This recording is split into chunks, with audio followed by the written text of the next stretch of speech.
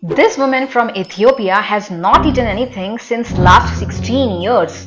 And this yogi from India has not eaten for 70 years. Not only these people have not eaten anything, but they also have not used toilets. Saving so much water, isn't it? Muluwerk, a 26-year-old woman from Ethiopia, lost her appetite during her primary school days.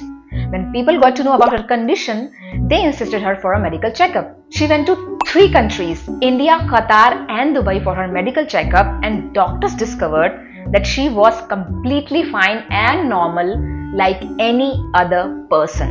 She has also given birth to a baby girl during this time, and the girl is doing absolutely fine. The interesting part is her family members say she is a fantastic cook. That means she can cook good food without tasting in between. Oh, that's cool. Prahlad Jani, an Indian Brahmanian monk, on the other hand, underwent a spiritual experience at the age of 12, after which he stopped eating and drinking and became a devotee of Devi. He believed that the goddess provided him with water which dropped down through a hole in his palate, and this allowed him to live without food and water. And the interesting part is, his bladder used to empty itself without using the toilet. Observational studies conducted on him in 2003 and 2010 proved that he was completely healthy. He died on 26th May 2020 after living a healthy life of 90 years. I know all the people concerned about their weight are thinking of becoming a Brahmanian at this point of time. And the good news is, there are many such cases around the world which challenge our conventional knowledge in this regard. So, is it really possible to stay without food and water your whole life? Let's see what a mystic says about it. If you activate the system in a certain way, it consumes energy. See, right now you're eating food, drinking water, breathing air, everything for what? To generate energy. But science has clearly proved to you there's enough energy everywhere.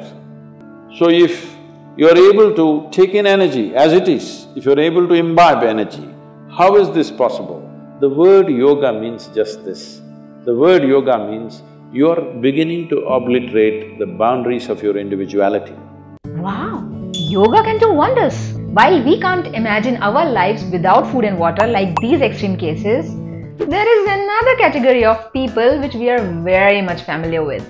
Do you also fall in this category?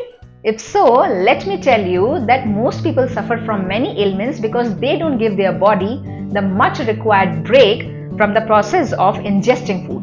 Ingesting food? What the hell is that? Let's understand more about it. Ingestion, digestion, assimilation, excretion. These are 4 dimensions of food and the whole process. Ingestion is happening in today's world just about any time, wherever they are, sitting, standing, any time of the day or night, people just eat because there's so much food. Fortunately, there is a lot of food. Unfortunately, people don't know when to eat, when not to eat. If you observe your system, you will see on a particular day, you don't feel like eating. That day you should not eat. But no, you're at your friend's house, there is a party, you stuff yourself even if your body says no. Even if you have a dog at home, on a certain day he refuses to eat, both dogs and cats. Have you noticed this? He will go and eat some blades of grass if it's available and puke and cleanses himself because he's conscious that ingestion is continuously happening, but digestion and excretion is not as efficient as ingestion. So ingestion should be a conscious process. To bring this consciousness, there are many methods. One is fasting. In the yogic sciences, we say, if you really keep your system well, 60 to 70% of your energy should come from these 3 factors: sunlight, air, water. Another 40% should come from the food that you eat. So naturally, volume of food that you eat will compress. So fasting as a process must be done with necessary understanding. If you're not able to fast, you go on something very light, it's called palhar. That means you go on fruit diet. For most of the chronic ailments that people are suffering today in the world, the headquarters is in the stomach. So in this way they eat, one simple thing to bring discipline is, maybe 1 or 2 days in a month, you go on much lighter foods which are very simple and easy on the body. If you can just thrive on water or just a little bit of lemon and water or lightly honey-laced water, but if it's not possible for you, maybe a fruit or something.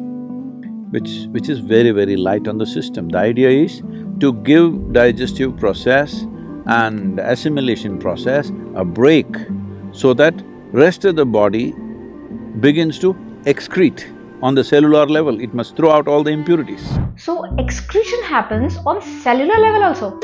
And it doesn't mean just going to the toilet? Definitely not. If you observe the natural cycle of your body, you will see that your system goes through a cycle of 40 to 48 days in which there are 3 days when your body doesn't need food or you should fast. Since most of the people are not aware which days those are, in India we fix the day of 𝗨𝗪𝗵 for fasting, which is the 11th day of the waxing and waning lunar cycles.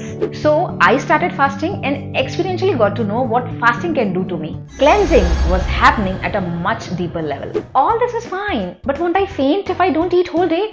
Isn't it unhealthy to skip your meal? This is what even I used to think while fasting. Honestly, as a kid, it was much easier for me to do fasting. But when I grew up, it became difficult because I started listening to my mind more than my own body. Initially, my body used to shiver during fasting, but then I figured out it was more of a psychological thing.